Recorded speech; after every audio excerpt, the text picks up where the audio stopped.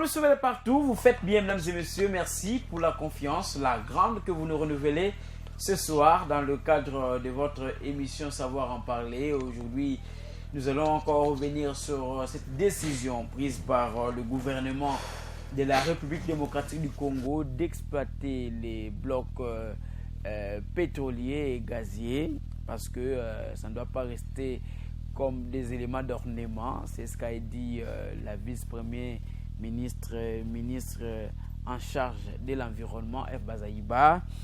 Il faut que le G20 puisse d'abord arriver à répondre à ses engagements avant de s'attaquer à la République démocratique du Congo qui prend une décision d'exploiter ses ressources pour assurer son développement et son économie. Ce soir, nous recevons pour vous un expert. Lui, c'est Désiré Konga, chercheur, expert en environnement, chef des travaux. Bonsoir et bienvenue. Bonsoir, monsieur Michi. Et encore une fois de plus d'avoir m'invité sur ce plateau. Un beau plateau de oui, un beau cadre. Savoir en parler. Oui. Alors, vous êtes expert.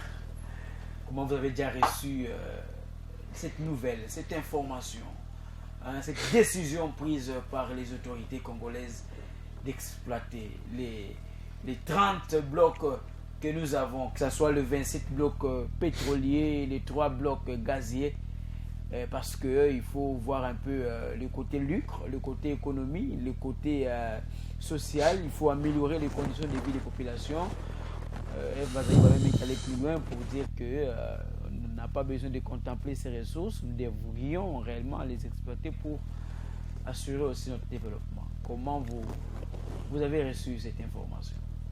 Oui, bon, cela est tombé, moi particulièrement, cette information est tombée comme, c'est que moi j'ai toujours dit tonnerre. Tonnerre. Voilà, comme un coup de foudre, n'est-ce pas?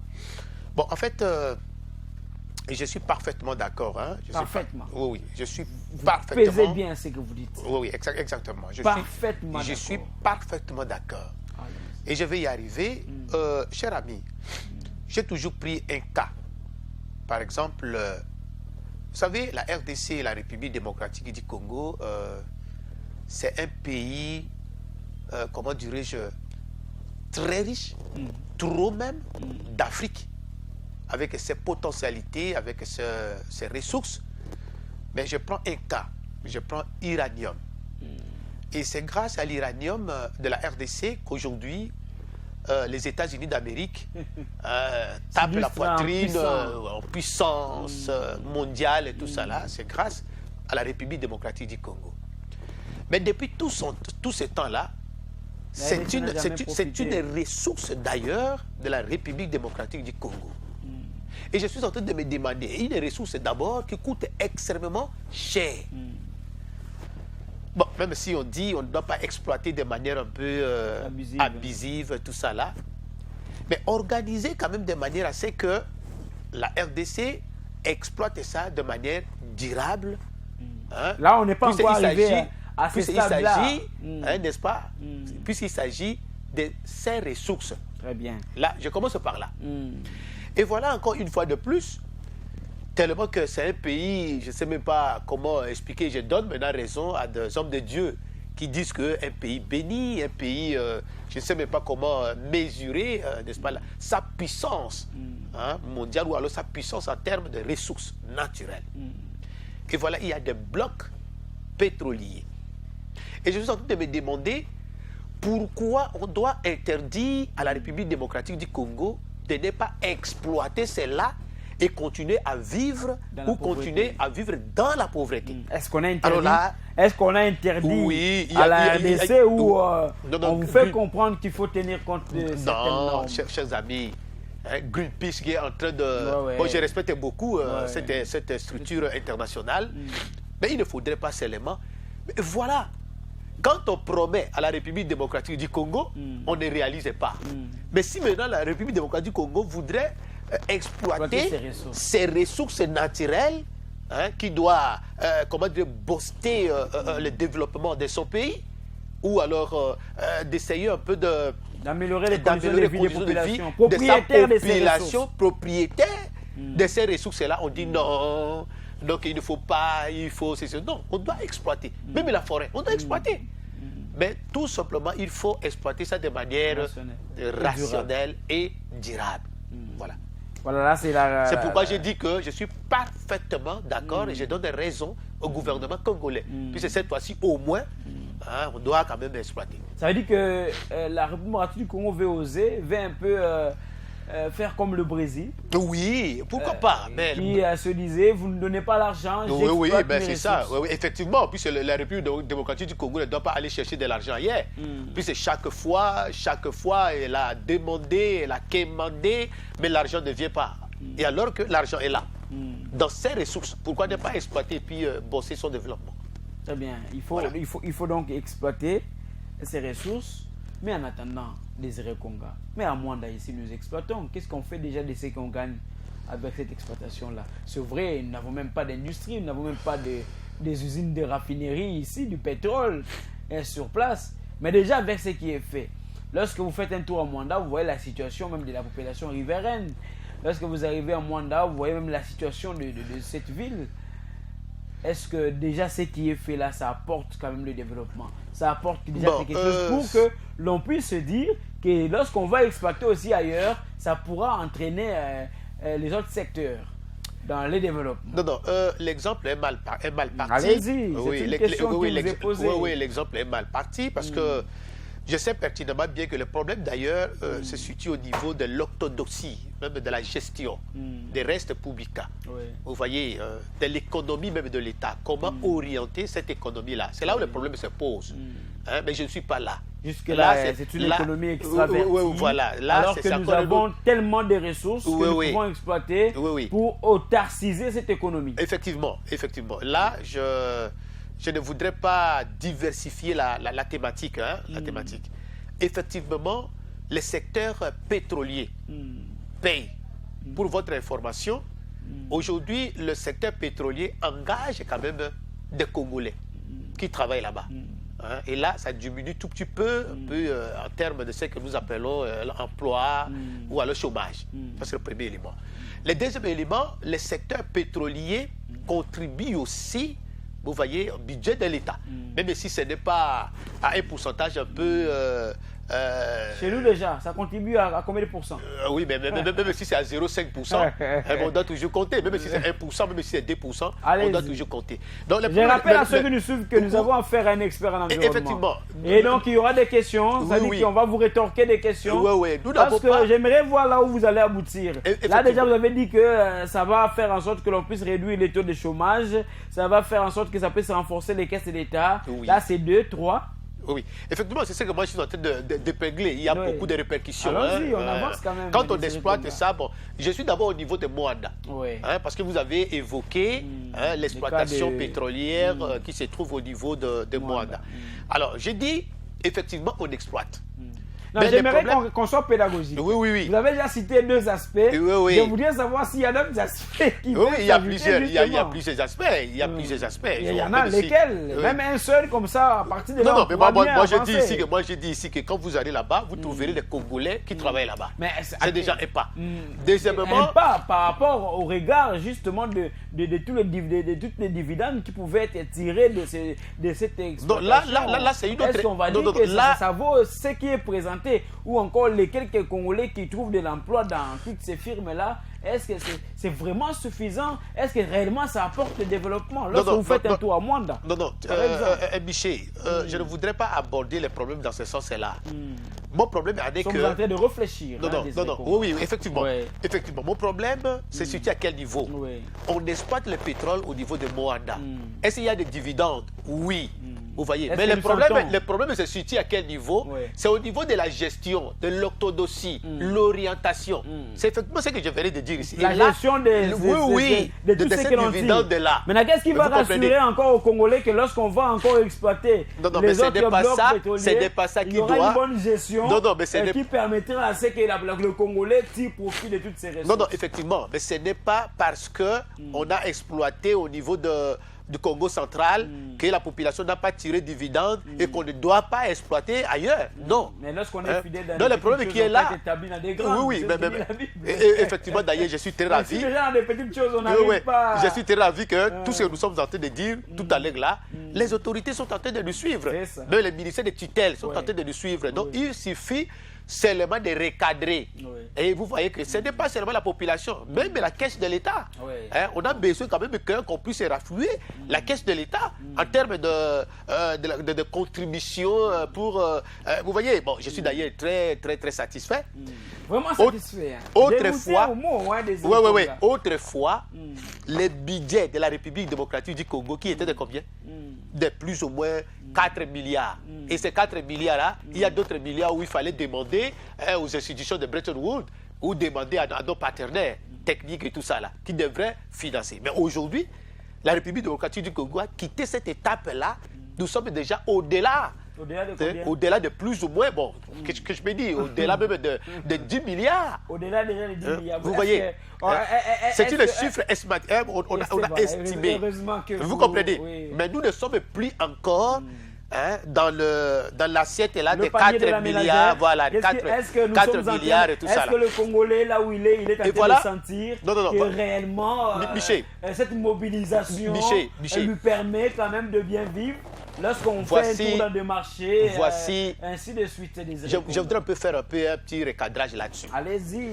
Le gouvernement dit... recadrage. Vous réagissez parce que nous sommes en train d'analyser la situation. Effectivement. Parce qu'il faudra que les actions qui seront menées en termes même d'exploitation pétrolière, parce que le gouvernement tient mordicus à exploiter ces blocs pétroliers, mais que finalement... le Congolais puisse réellement tirer profit. Effectivement, il y aura des retombées. Il y aura des retombées. C'est ce que moi je voudrais... trop optimiste. Ça, voilà, il y aura des retombées. Primo, il ne faudrait pas seulement... Et là, c'est un conseil qu'on est en train de donner au gouvernement congolais. Il ne faudrait pas seulement d'accepter d'exploiter ces blocs pétroliers que pour exploiter. Quand on exploite, il faut qu'il y ait de mesures d'encadrement. Il faut que la bonne gestion puisse accompagner, vous voyez, cette exploitation-là, pour que la population puisse en bénéficier. Ça, c'est le premier élément. Le deuxième élément, au niveau même de la communauté, au niveau international. Et là, nous sommes en négociation. Vous voyez. Donc, il fallait qu'un jour, que la République démocratique du Congo puisse prendre une telle mesure pour pouvoir exciter les décideurs mondiaux, vous voyez, à dire non, on a promis à ces pays-là, en tout cas on ne réagit pas, tout ça, là, cette fois-ci, et voilà, ils ont pris une autre décision, une autre direction, d'où nous sommes obligés d'agir un peu trop vite. Peut-être que ça sera un élément catalyseur pour... rencontrer justement, est-ce qu'on peut dire que cette décision, c'est une façon de prouver à la face du monde que le Congo est prêt, ou le Congo, est prêt à exploiter, ou encore pour dire que vous avez donné beaucoup de promesses, vous l'avez souligné, Bazaïba est revenu là-dessus, pour dire que à chaque fois que nous participons à ces conférences, vous dites toujours que les bailleurs doivent mettre la main dans la poche pour financer les pays en voie de développement, surtout ceux qui sont encore détenteurs des espaces forestiers ou des grands massifs forestiers, les cas de la République du Congo, mais jusque-là, rien n'est fait. Puisque vous ne voulez pas le financer, nous allons exploiter nos ressources pour que nous puissions, nous aussi, assurer notre développement. Est-ce qu'on peut dire exactement que cette décision va dans ce sens-là, de faire une pression de la part, justement, de ces grands bailleurs qui sont à la fois aussi pollueurs? Non, je pense que la décision n'est pas du tout théorique. Il n'est pas du tout aussi diplomatique seulement. Donc la décision, elle est à la fois réaliste et à la fois diplomatique. Vous voyez, cela veut dire nous avons besoin, la population congolaise a besoin de vivre. Alors pour y arriver à ce niveau-là, il faut qu'on exploite, vous voyez, ces ressources. Vous voyez, ça c'est le premier élément. Le deuxième élément, je reviens effectivement, quand j'ai dit que une décision à la fois diplomatique, politique, économique, même, je ne sais pas moi, sociale, machin. Alors à ce moment-là, bientôt, il y aura COP27. Très bien. Vous voyez. Et voilà, il y a maintenant une cartouche. Voilà. Il y a déjà une cartouche qui doit absolument se trouver dans la JBCL de la République démocratique du Congo. Et c'est vraiment un signal fort à la face du monde que oui, cette fois-ci, la République démocratique du Congo va, vous voyez, à la COP bon, mais à condition qu'on puisse quand même recadrer. Vous voyez, parce que nous avons maintenant là des blocs pétroliers à utiliser, à exploiter. Nous avons des tourbillons.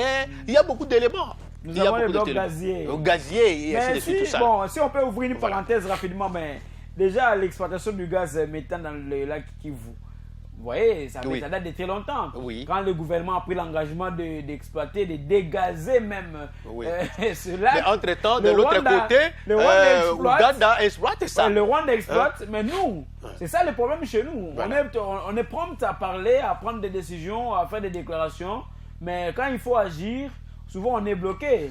On n'arrive pas justement à mener ces actions-là. Si on rentre maintenant avec cette décision qui vient d'être prise, nous n'avons pas encore ces usines-là de raffinerie, de traitement. Ça va se passer comment? Non, je pense que quand le gouvernement dit que nous allons exploiter, ce n'est pas de manière un peu automatique, que bon, dans une semaine, on commence l'exploitation. Non. Vous prenez bien la part du gouvernement. Oui, il faut encadrer, il faut lancer, je ne sais pas moi si c'est appel d'offres, je ne sais pas quelle entreprise, quelle entreprise qui va exécuter ces travaux-là.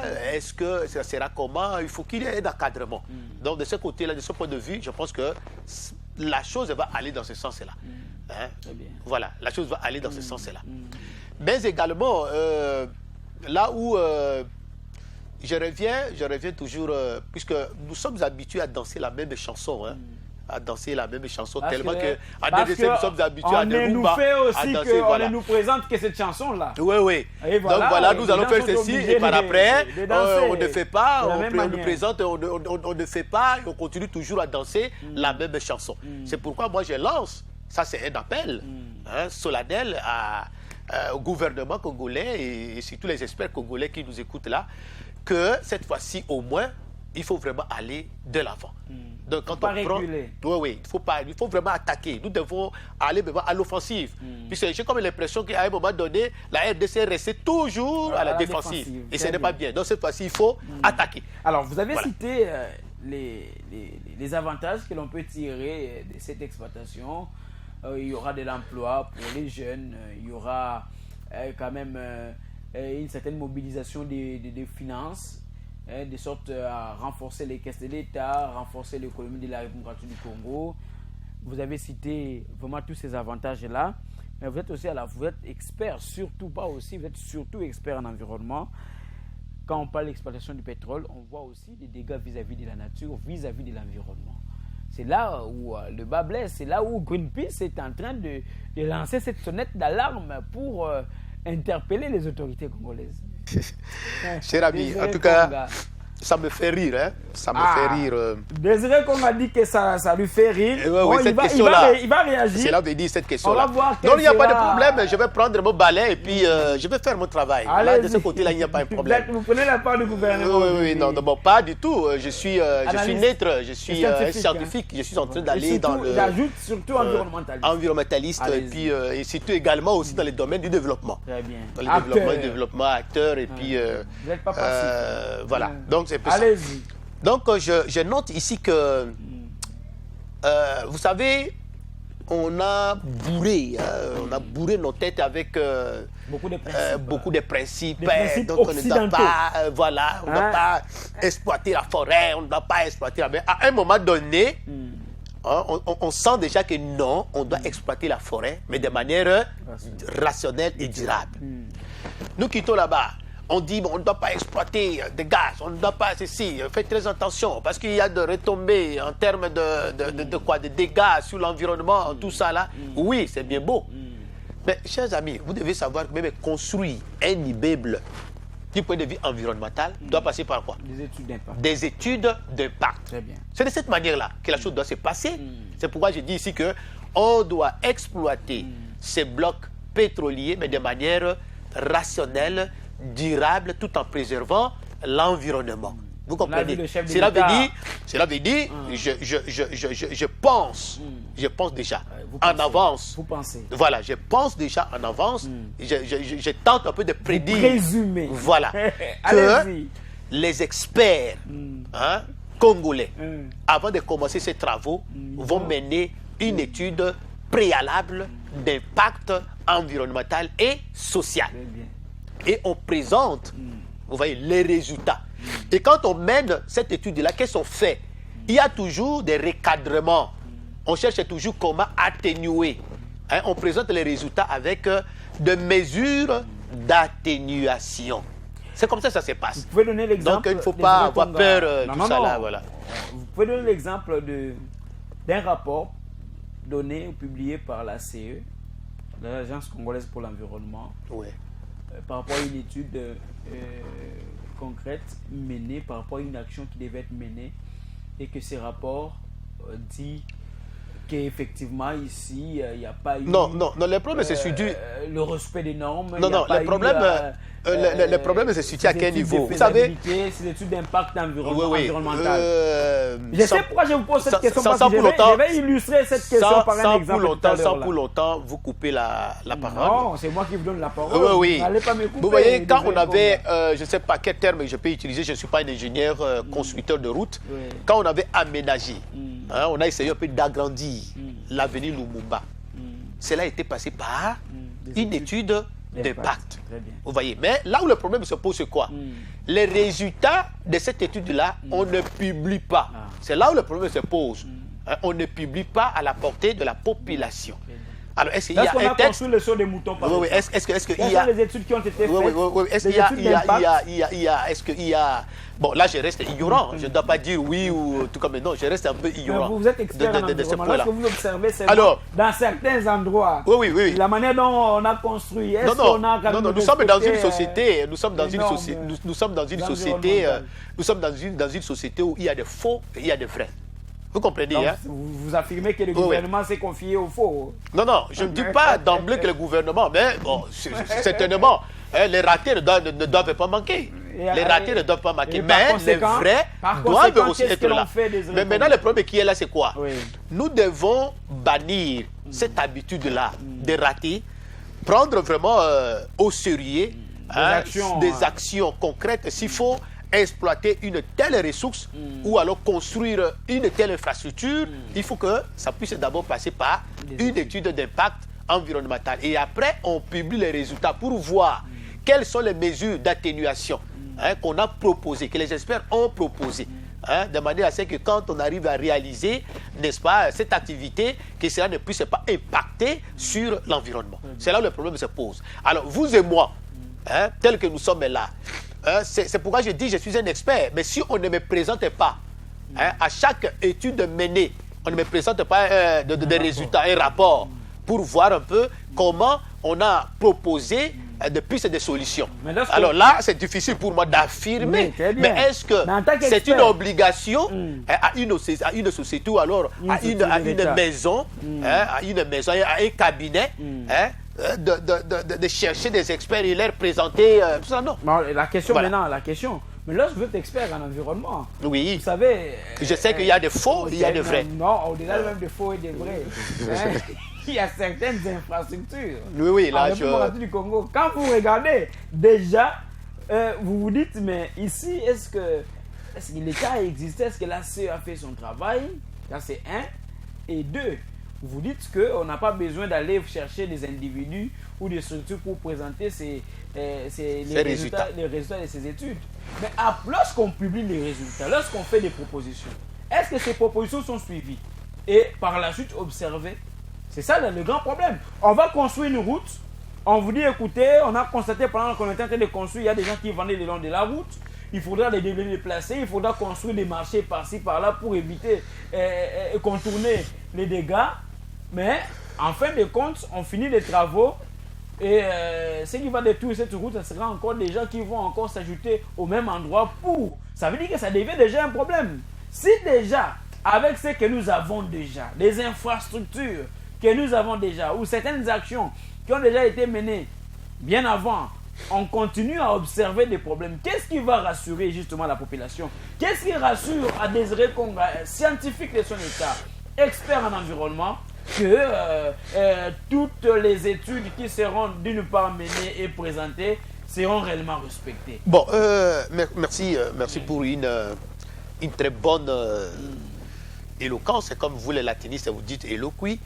Alors, d'emblée là, je saute sur cette question pour dire que ne faisons pas un peu des méli-mélo. On ne fait pas de méli-mélo. Nous sommes nous partons des faits. Vous pouvez prendre des exemples, faire l'analogie et revenir pour que nous avancions parce qu'il est question justement de jeux d'exploitation. Je vous donne un exemple. Vous prenez la route Makaza. Makaza vers Ngiringiri. Vers Ngiringiri. Oui. On est en train d'asphalter. Bon, je ne sais pas. Mais j'ai comme l'impression qu'on ne doit pas asphalter une route comme ça sans pour autant passer par des études préalables. Mais je vous dis, avec des poussières terribles, nous savons bien que avec la poussière, il y a des particules fines, tout ça là, qui peut créer des maladies ou alors des problèmes sanitaires à l'homme. Alors déjà, je donne un élément d'atténuation qui est très simple.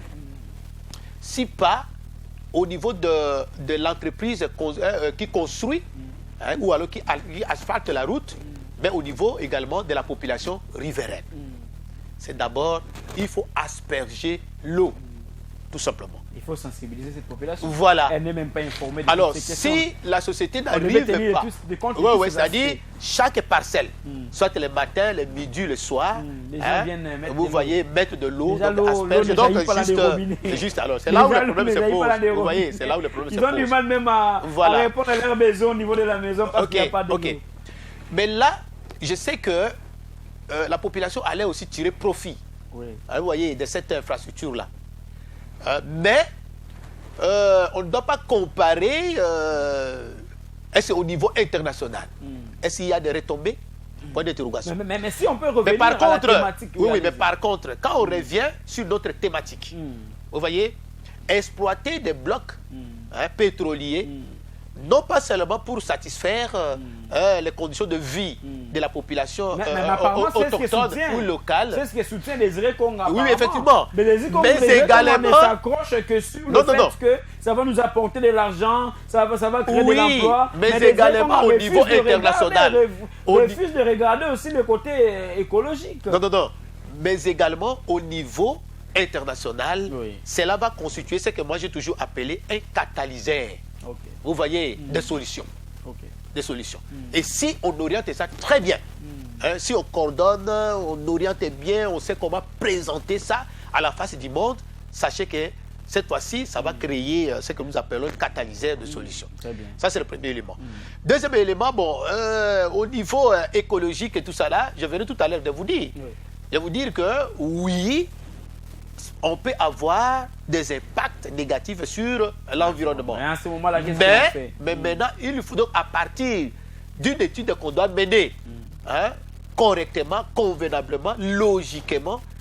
Donc, on va nous présenter maintenant des mesures d'atténuation. Et c'est à partir de ces mesures d'atténuation proposées, c'est par là qu'on peut exécuter les travaux tout en respectant l'environnement. Vous savez déjà que... Faites très attention ici, sinon on aura ceci. Non, ici faites très attention et ainsi de suite. Vous savez déjà que chez nous, les décisions politiques priment souvent, surtout. Les scientifiques peuvent être là, ils viennent avec des propositions. Mais lorsque les scientifiques, lorsque les politiques s'accrochent à quelque chose, ils y restent. Voici là où nous enregistrons des conséquences plus tard. Allez-y vers Malebo. Vous en avez parlé à maintes reprises ici. Vous en savez quelque chose, Désiré Konga. Bon, je sais que c'est la décision politique qui prime. Mais en réalité, la décision politique reste toujours politique. Mais cette décision devrait être accompagnée par les scientifiques. Vous avez parlé un peu français, Là, c'est une vision, vision politique qu'on donne. Alors maintenant, les accompagnateurs, donc ceux qui doivent accompagner, doivent être des scientifiques pour dire, bon voilà, faisons ceci. Non, n'osez pas là-bas. sinon ça va créer ceci. Faites ceci, il ne faut pas faire là-bas, et ainsi de suite. Donc, pour qu'ensemble, qu'on puisse réussir. Il faut une planification. Il faut une planification. Donc c'est pourquoi, au départ, j'ai dit ici que le problème congolais se situe au niveau de l'orthodoxie, de la gestion, des restes publics.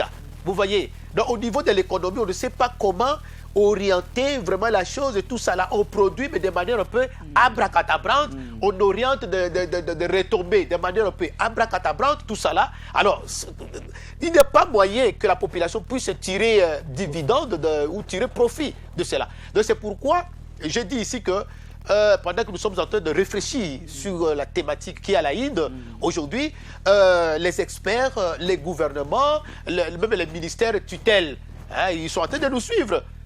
Les experts sont là. Ce n'est pas que les Congolais manquent des experts. Déjà, les gens nous écrivent, beaucoup de messages sont en train de tomber. C'est pour dire que nous sommes réellement suivis. Mais dans l'entretemps, Désiré Konga, je serais très ravi. Oui. Si vous mettiez un peu de l'eau dans votre vin pour... apparemment, aujourd'hui, Désiré Konga s'illustre en un économiste. Non.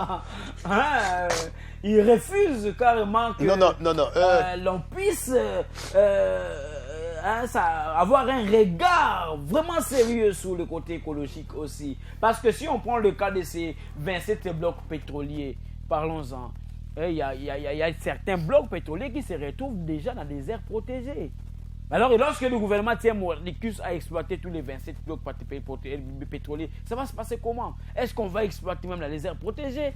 Lorsque vous savez la situation qui a toujours prévalu à Virunga, faites un tour à Kaozibiega, avec l'exploitation minière, tout ça, ça va se passer comment? Si on arrive aujourd'hui à dire, même les blocs qui sont à Virunga, on va exploiter, avec toutes les conséquences écologiques que l'on peut vivre. Non, je pense qu'il y a plusieurs blocs. Il y a plusieurs blocs qu'on va exploiter. Et il y a aussi plusieurs manières d'exploiter pour ne pas toucher à la biodiversité. Il y a plusieurs manières d'exploiter. Bon, je sais, l'exploitation de pétrole est hautement technique. C'est là où coûter, voilà. C'est vraiment une exploitation coûteuse. Et puis, c'est là où on utilise des engins sophistiqués, parfois qui peuvent bouleverser même, comment dirais-je, la nature ou alors les normes écologiques. Même avec les bruits seulement. Même avec des bruits déjà. Donc, ça peut compliquer ce que j'ai toujours dit, des niches, voilà, des niches écologiques. Alors, mais, je vous ai dit ici que faites très attention. Apparemment, là je me réserve, parce que vous venez d'évoquer tout à l'heure là que n'est-ce pas là une stratégie de forcer la communauté internationale, préparer déjà, voilà, préparer l'esprit de décider que non, cette fois-ci, les Congos ont décidé autrement et que nous devons faire ça. Les 100 milliards, les 100 milliards, il faut limiter. Allez, nous exploitons. Est-ce que n'est-ce pas là aussi? Parce qu'il faut... je sais que nous avons quand même un gouvernement responsable. Vous êtes en train de réfléchir si c'était ça la stratégie. Voilà. Parce qu'on voit mais je pense que dans quelques mois... VPM en charge de l'environnement. Voilà, en train de... Au four et moulin. Pour insister sur cette exploitation de blocs pétroliers. Parce que... Espérons que c'est une stratégie qui vous avais dit, pas finalement... J'avais dit... la manière dont effectivement, j'avais dit autour de cette table, de ce plateau, pour vous dire que combien de fois on continuera toujours à dribbler la République démocratique du Congo. On va à la COP, on propose bien, et voilà que pouf, il y a États-Unis et Chine, ils se retirent, on signe quelque chose là-bas, de manière un peu abracadabrante, pour ne même pas respecter ceux qui sont signés, et après on promet à la République démocratique du Congo, et l'argent ne vient pas, et voilà qu'une année qui arrive, on convoque encore une autre COP. Donc finalement, alors je me suis dit non. Donc, c'est trop. Donc, cette fois-ci, je pense que c'est pourquoi je suis en train d'encourager les gouvernements à aller dans ce sens-là. Dans ce sens-là, mais c'est vrai, d'abord ça. Organiser en interne oui, aussi. effectivement. Que nous sommes sérieux. Oui, effectivement. On va mettre à votre disposition en attendant, prenez même 50 milliards Mais 50 milliards. 3-4 mois après, ça sera des procès. On a à détourner 4 milliards. C'est 5 alors, milliards. C'est ça. En ce moment-là, on ne sait pas vous respecter. C'est ça. C'est ce que continuer à pleurnicher. C'est ce que je vous ai dit tout à l'heure ici que c'est ça le mal congolais. La gestion pose un sérieux problème. Très bien. Donc, généralement, nous ne sommes pas sérieux sur nos gestions. Très bien. Et là, ça pose énormément. On parle en même temps des blocs gaziers, des Conga, une honte pour la République du Congo. Beaucoup de ressources naturelles. Un scandale, pays scandale géologique, on ne cesse de parler de cela.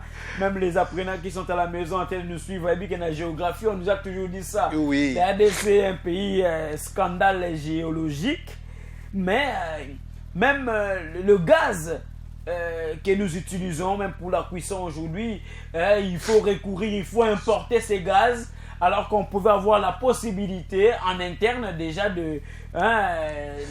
d'exploiter sans polluer, exploiter sans causer du tort à l'environnement. Ça, c'est ce qui nous intéresse. Oui, même si, oui, effectivement. C'est vrai qu'on a voulu être économiste aujourd'hui. Non. Qui nous intéresse, moi, je suis sûr. Moi, je suis sur le développement durable. D'accord. Voilà, je suis sur le développement durable qui tient à compte les 3 piliers. Il y a social, il y a économie et il y a écologie. Mais j'ai rappelé tout à l'heure l'exploitation du gaz méthane, par exemple. Le gaz méthane au niveau de la Kivu, le Rwanda a commencé, nous on a promis de commencer, on ne commence jamais. Et alors qu'avec ça, on peut avoir de l'énergie électrique, avec ça, on peut avoir beaucoup d'autres moyens qui peuvent nous permettre même d'aller de l'avant. Il y a un expert que nous avions reçu sur ce plateau qui disait clairement que rien qu'avec le gaz méthane contenu dans le lac Kivu, on peut mobiliser des milliards de dollars. Mais bon, on est beaucoup plus orienté vers autre chose.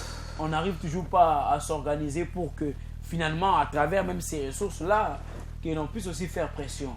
Avant de faire pression, qu'on s'organise en interne, qu'on exploite, on a des moyens et après on peut dire aux autres, bon, si vous ne voulez pas, avec les moyens que nous avons déjà, nous allons créer des industries chez nous, nous allons créer des raffineries chez nous, et avec ça, nous allons nous-mêmes exploiter. On n'aura même pas besoin de lancer des appels d'offres. Nous-mêmes, nous allons faire ça en interne. Nous serons parmi les producteurs, les grands producteurs du pétrole, et avec tout ce qui va, nous allons nous retrouver. Là, ça serait une meilleure pression parce que, appel d'offres au botin, les abats congolais, mingi baroya. Vous voyez, ça veut dire que vous allez recourir toujours à ces mêmes gens. Et vous voyez que si on n'est toujours pas trop sage, on n'est toujours pas trop sérieux, on risquera toujours je vais vous raconter une chose. La République démocratique du Congo n'est pas, n'est-ce pas, contre les étrangers ou les expatriés. Je vous donne un exemple. La CENI lance une activité de cartographie dans des secteurs et dans des groupements. Alors il fallait recruter les agents sur place pour faire ce travail-là. Or, la cartographie, c'est une notion hautement technique. Qu'est-ce que ça fait? Donc, vous arrivez dans une contrée, vous ne trouverez personne qui maîtrise même comment utiliser l'iPhone. Vous voyez, c'est difficile. Et en fortiori, l'ordinateur. Mais qu'est-ce que la CENI doit faire? Est-ce qu'il faut amener quelqu'un d'autres territoires ou d'autres villes pour venir faire ce travail-là? C'est mauvais. La population a mis le feu.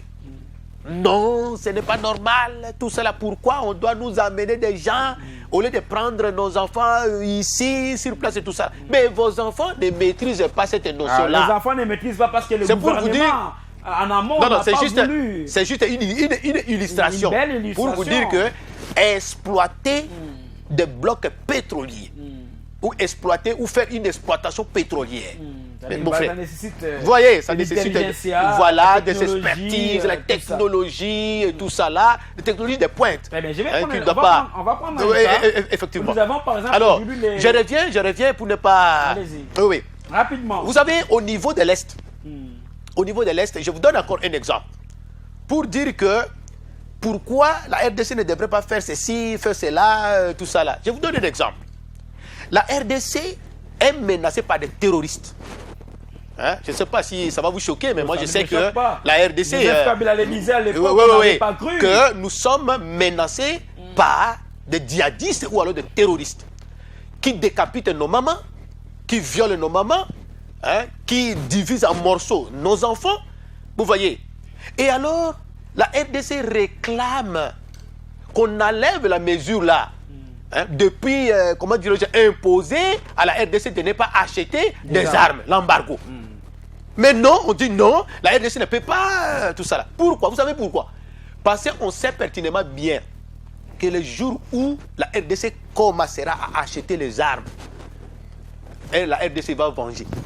Et elle risque de mettre même ce pays-là en feu et en poudre, je ne sais pas comment qualifier. Alors, et c'est ainsi, vous voyez qu'il y a même nos ressources à nous. On pense que non, si on accepte que la RDC puisse accéder à ça, commence à exploiter ça, alors c'est le décollage de ce pays-là. Alors là, nous risquons de perdre. Et puis, voilà, c'est ça le vrai problème. C'est un scientifique congolais qui parle. Oui. Comme vous en êtes conscient, vous devriez. Oui. La République démocratique du Congo devrait s'organiser pour contourner toutes ces stratégies maléfiques. Oui, mais ce n'est pas par un bâton magique, cher ami. Il faut quand même commencer quelque part, peaufiner tout ça là. Et surtout que nous sommes vraiment, comment on dit ça, nous ne sommes pas seuls. Hein. Aujourd'hui, là, nous sommes hybrides actuellement là. Hybrides, alors c'est très difficile. Il faut aller calmement, il faut d'abord filtrer, tamiser, pour voir un peu comment bosser maintenant la chose. Sinon, en tout cas, non. Nous étions en train de penser que les gaz domestiques que nous étions en train d'utiliser, parce que j'avais dit, on avait même reçu un expert ici qui parlait du gaz tiré du lac Kivu, qui parlait du gaz méthane, et qu'il s'agissait donc d'une structure rwandaise qui était en train d'y travailler. Mais en tant que média vert, média écologiquement correct, nous sommes allés à la société Sogaz pour nous enquérir de la situation et savoir exactement c'est quel type de gaz qui est justement exploité par cette société, qui est d'ailleurs quand même desservie aujourd'hui dans presque tous les ménages. On retrouve quand même l'utilisation de ces gaz-là, et on a eu quelques réponses. On va quand même suivre l'élément et puis nous allons revenir sur ce plateau parce que l'exploitation dont on parle ici, il faudrait que la République démocratique du Congo puisse davantage s'organiser. Vous trouverez même à travers la réponse, le directeur général de cette société dit clairement que le jour où nous aurons chez nous des industries qui vont commencer à faire une exploitation, nous pourrions nous-mêmes aussi commencer à exploiter ces gaz qui est moins polluant d'ailleurs. On va suivre l'élément et puis on va revenir. Je suis M. Jean-Louis Nsikou-Saïla, directeur général de la Société congolaise des gaz, Sogaz en sigle. Sogaz, nous sommes une société congolaise de la RDC. Nous importons, nous transportons et nous commercialisons, disons, nous distribuons et commercialisons les gaz à usage domestique, c'est-à-dire qui nous servent pour la cuisson. Et notre objectif, c'est de pouvoir remplacer les bois et éventuellement les charbons de bois pour la cuisson de nos nourritures au quotidien. Et donc, ceci nous permettra, nous la RDC, parce que nous sommes un pays solution, nous permettra à préserver nos forêts, parce que couper sauvagement nos forêts va contribuer à la destruction de notre environnement et donc de notre couverture végétale nationale et aussi du bénéfice au niveau international. Notre gaz, d'abord il faut faire la différence. Donc nous commercialisons les gaz que nous appelons communément les GPL. C'est une abréviation qui vient de trois mots, gaz, pétrole, liquéfié. C'est-à-dire les GPL, c'est du liquide que nous commercialisons, mais sous les contacts de la température ambiante, ça devient du gaz. Mais au Congo, nous n'avons pas, vous avez suivi, le gouvernement a ouvert la vente des blocs pétroliers et gaziers. Donc, peut-être demain, nous allons avoir des industries qui vont commencer à exploiter les gaz à ce moment-là. Nous serons les clients à acheter ces gaz-là et à commercialiser pour l'usage domestique. Mais pour l'instant, notre gaz vient de l'étranger et spécialement des géogaz. Je ne pense même pas que le Rwanda exploite du GPL. Ça, c'est la première des choses. Vous pouvez faire des recherches, mais je ne suis même pas sûr que le Rwanda a une raffinerie du GPL. Ce qui veut dire déjà que ce sont des rumeurs.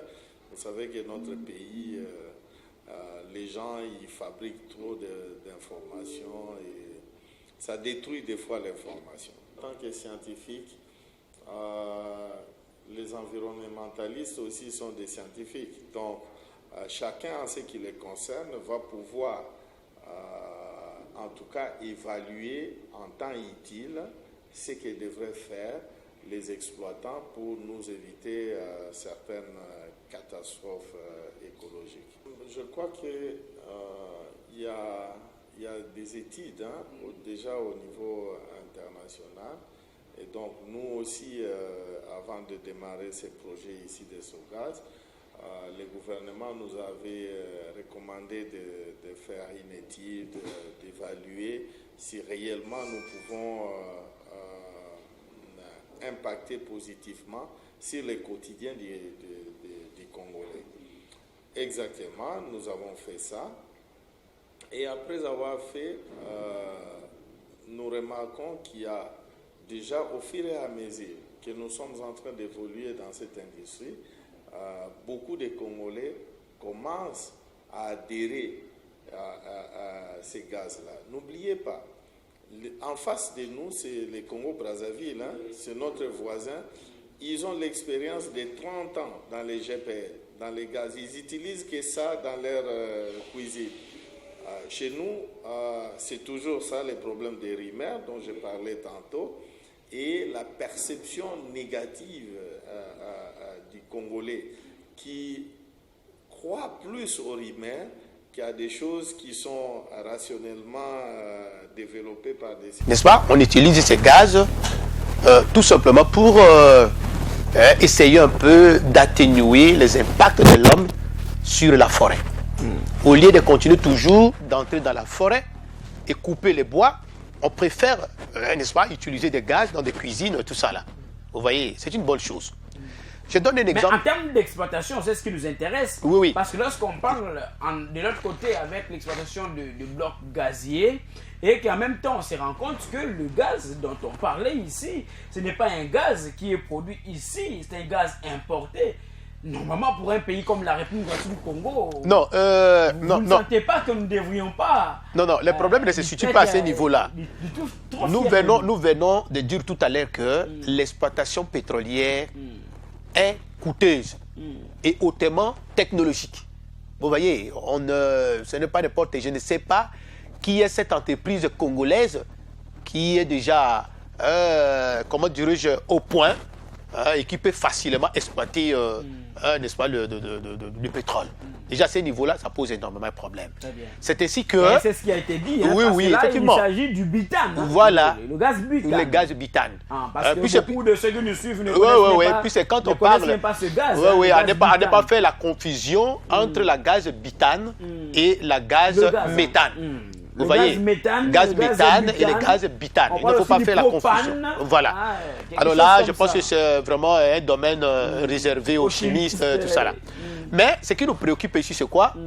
Remarquez, quand on parle de gaz butane, on parle de gaz qui est donc un gaz pétrolier liquéfié.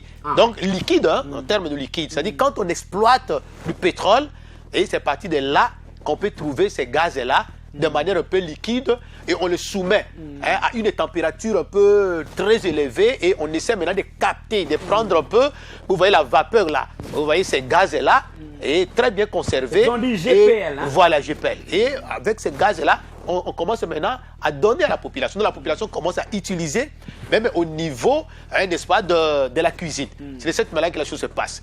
Alors, une façon de lutter contre la déforestation. La déforestation, oui, tout ça. Vous savez, chez nous, avec effectivement, bois de chauffe, voilà, pression. Et chaque année, vous voyez qu'il y a régression de la couverture forestière nationale. Je quitte là-bas, mon cher. Il est vrai que, excusez-moi, jusqu'à aujourd'hui, on continue à importer ces gaz-là. Ça vient d'ailleurs. Tout simplement pourquoi? Parce que cette haute technologie-là, au niveau de la RDC, nous ne sommes pas encore, comment dirais-je, au point pour pouvoir produire ces gaz. C'est pourquoi on importe ailleurs. Mais maintenant, quand on va commencer à exploiter, c'est là où il faudrait que la RDC puisse capitaliser. Que quand on va exploiter ces blocs pétroliers, pourquoi ne pas, parce que ça fait partie des résidus, est-ce que pourquoi ne pas profiter de cette exploitation-là et aussi exploiter ou alors mettre en place des gaz butane qui doit servir la population. Donc, GPL. Mais ça, voilà. Ça serait un autre problème parce que déjà, on vous fait comprendre que ça demanderait deux industries différentes. Une qui exploiterait le pétrole, l'autre qui exploiterait les butanes. Et ça demanderait aussi beaucoup de moyens. Non, attention, on ne sait pas, jusqu'à présent, je ne saurais pas vraiment déterminer, est-ce que quand on exploite le pétrole, est-ce qu'on ne peut pas mettre des dispositifs directement là pour récupérer directement des gaz butane? C'est ça. Mais le mal aussi, c'est quoi? Et là, même dans mon cours de techniques d'assainissement que je suis en train de donner à l'université, aux étudiants, j'ai même évoqué ces problèmes-là.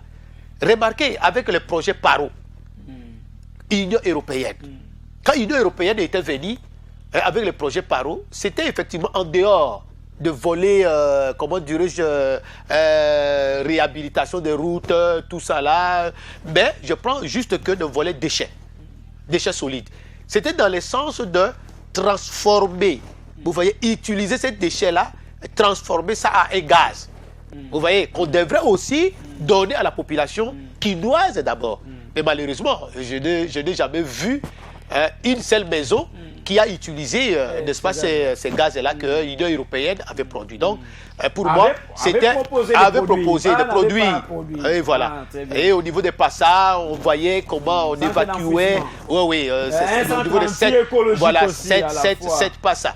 Donc, on évacuait des déchets vers les centres-villes pour aller encore polluer là-bas. Et aujourd'hui, quand vous arrivez là-bas, c'est vraiment... la crasse. Alors, on arrive à la fin, Désiré Konga. Une question précise. Nous avions parlé de cette question d'exploitation du pétrole, du gaz, si vous voulez, et ces blocs pétroliers et gaziers. Regard scientifique, vous l'aviez fait. Regard aussi, je ne sais pas, je vous ai accordé ces regards-là économiques. Parce que vous estimez que bon, ça va rapporter quand même quelque chose à la République. Mais s'il faut rentrer dans le cadre de la... comment on appelle ça, la co-organisation de la COP27, parce que c'est ça le cas avec la RDC et l'Égypte. Mais est-ce qu'on peut dire que ce sont des signes avant-coureurs qui démontrent que la RDC sera tellement déterminante lors de cette COP27 que les G20, comme je pense que F. Bazaïba, Madame la ministre, les G20 doivent réellement se préparer pour qu'ils puissent répondre aux attentes des gouvernements congolais. Oui, écoutez, mon cher ami Miché, mon éminent journaliste écologique, je vous donne un exemple. Vous savez, rapidement, parce que vous savez, cette thématique est très, très, très importante. Je préfère d'ailleurs qu'on commence d'abord par Mbandaka. Vous voyez, là où ça ne doit pas nous créer des problèmes de frontières, tout ça là, qu'on commence d'abord par là. Et puis, si on détermine, on trouve que ces blocs ne se trouvent pas dans des aires protégées, on donne d'abord la priorité pour que nous puissions d'abord voir les premiers résultats. Comment est-ce que ça va donner? Là, je conseille les concepteurs ou alors ceux qui vont commencer le gouvernement congolais de commencer d'abord par Mbandaka pour voir un peu comment les résultats va donner. Et maintenant, étendre ça vers d'autres.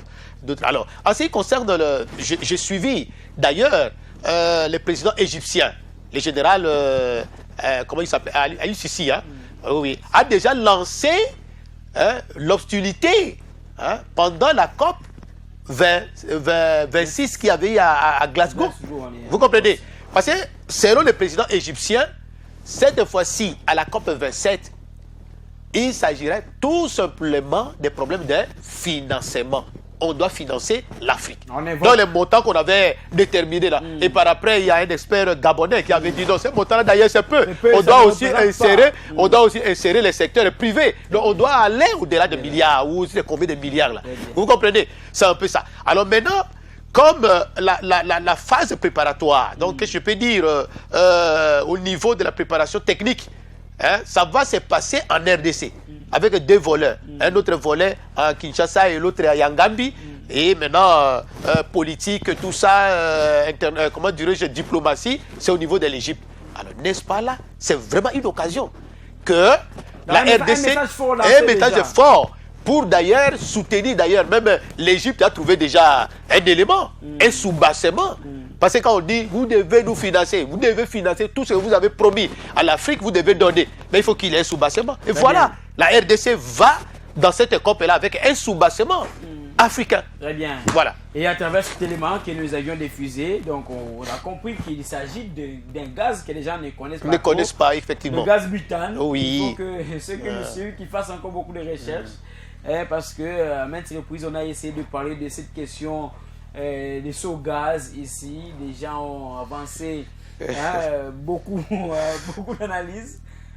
Il faut aider la population à avoir une meilleure compréhension, une meilleure explication des choses. Ça n'est fini, mesdames et messieurs. Merci à vous de nous avoir suivis. Merci pour la confiance que vous ne cessez de nous renouveler. Merci aussi à Désiré Konga d'avoir répondu à notre invitation. Parce qu'il faut dire qu'aujourd'hui, il était très très chaud.